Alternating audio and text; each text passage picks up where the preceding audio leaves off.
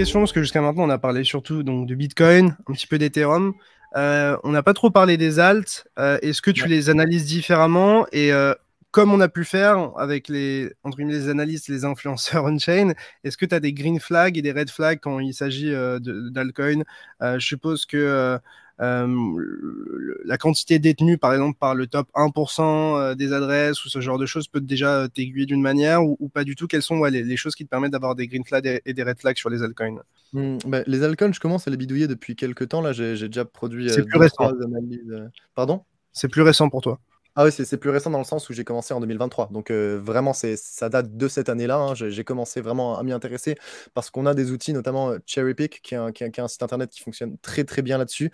Mais c'est très récent et je ne pense pas encore avoir suffisamment de bagages pour vraiment donner des RIN et des grad flags. Par contre, en effet, au niveau de la détention, on peut voir des choses qui sont intéressantes. Déjà, on peut séparer les différentes adresses, celles qui détiennent. Souvent, on peut les regarder un truc assez intéressant. C'est sur des altcoins qui ont eu des ICO. Je pense à Uni, je pense à PP, je pense à CRV notamment aussi.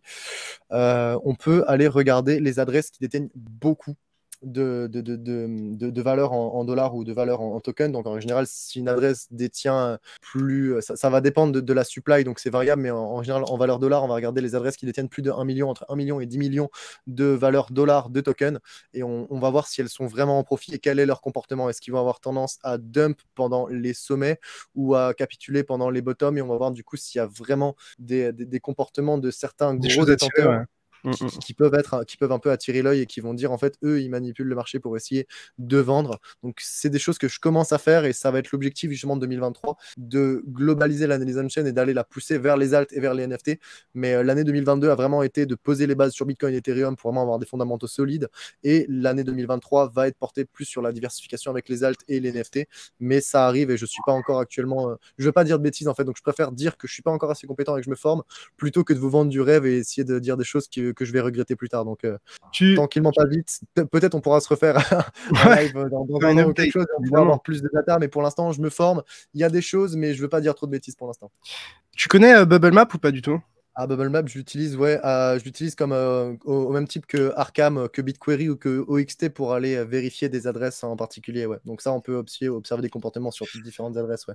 Ouais, Bubble Map, en gros, moi, c'est vraiment les frérots. J'ai investi aussi chez eux pour être tout à fait transparent. Je les Ok. connais depuis un moment. Et globalement, ils vous permettent de visualiser la détention d'un jeton. Donc, ça vous permet de visualiser Mhm. quelles sont les grosses adresses, les plus petites adresses, mais surtout comprendre aussi comment elles sont connectées. Et ça a énormément de sens et c'est très utile. Et surtout de voir aussi l'évolution de cette détention-là. C'est-à-dire que tu peux vraiment regarder chaque jour à quel point la map avec tous les détenteurs des jetons et leurs connexions évolue. Parce que il y a un moment où tu as l'impression que la map est toute nickel et que il n'y a pas de gros holders qui sont pas connectés, etc. Mais si tu reviens 3-4 jours avant, tu peux voir des fois des gros changements. Enfin bref, c'est très intéressant pour comprendre par qui est détenue en fait une crypto-monnaie et à quel point les gros holders ont des relations entre eux. Et des fois, tu te retrouves avec des clusters, donc c'est globalement des adresses qui Mhm. sont reliées, qui font régulièrement des transactions entre elles, qui sont assez importantes et qui représentent peut-être 90 ou 95% du supply. Donc si tu sais qu'il y a une poignée de personnes qui maîtrisent 90 à 95% du supply, là, ça peut être un red flag, ou en tout cas, c'est quelque chose qu'il faut prendre en compte ou dont il faut avoir la connaissance avant de peut-être se jeter sur un jeton comme ça. Non, non, clairement, ça c'est vrai, Bubble Map c'est hyper utile, hein, je le recommande vachement à ta communauté notamment. Sur Dogecoin, il y avait une analyse qui avait été sortie comme quoi il y avait une adresse à elle seule qui représentait 30% de la supply de Dogecoin, donc je sais pas combien de millions de coins, et qui avait en fait qui avait réparti ces 30% entre plein de petites adresses qui faisaient qu'en fait on avait l'impression qu'il y avait plusieurs petits détenteurs, mais on voyait en fait en regardant avec le Wayback Machine de Archive.org, mais en regardant, en retournant en arrière, qu'en fait, il y avait une distribution d'un gros détenteur de 30% de toute la supply vers 10 ou 15 petites adresses, du coup, pour vraiment diluer, pour passer inaperçu, alors qu'en fait, bah, on savait qu'elles étaient liées, quoi, et que du coup, c'était le même détenteur qui essayait juste de passer inaperçu. Donc, Bubble Map, c'est On a un eu très la très même bon chose. outil. On a eu la même chose sur Uniswap. En gros, tu Ah as eu ouais. Bubble Map qui l'ont mis en avant, qui ont même été relayés par Sisi. Mm. En gros, ça montrait que sur Uniswap, il y avait des adresses qui détenaient un gros fonds. Je ne me souviens plus du nom, mais un gros fonds. et qui d'un coup s'étaient interconnectés pour voter dans un sens dans la Bah oui, DO forcément. par rapport à une décision.